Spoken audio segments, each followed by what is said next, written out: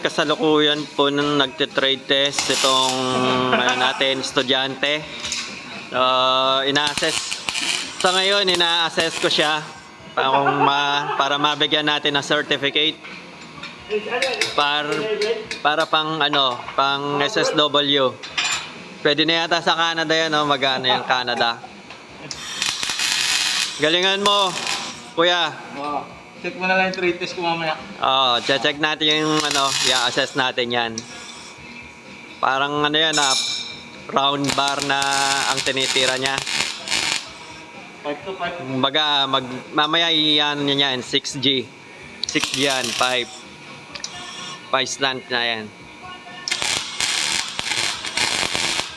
Yun weldingan pa lang, pang pang Australia na. Nice na. Ganito pang Waray mga stock.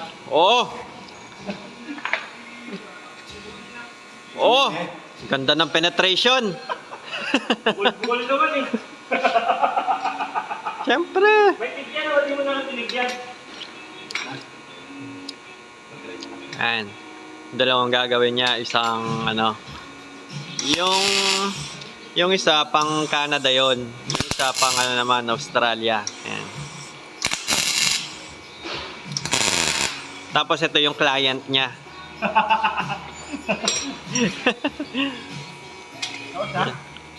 Bilisan mo bago. Kanina pa yan Naibayad mo dito sa akin. Rest day work to. Double double pay.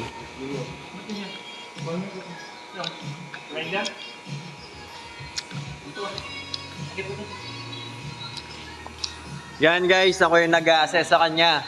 So, tingnan natin mamaya kung pasado siya.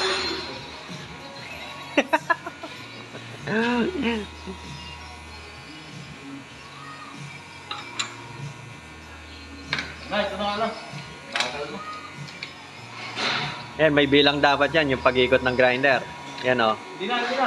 Hindi na ilalak yan Kamay-kamay lang, pwede na.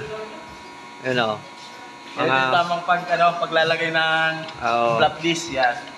Hindi na ginagamitan ng Kung pa yung assistant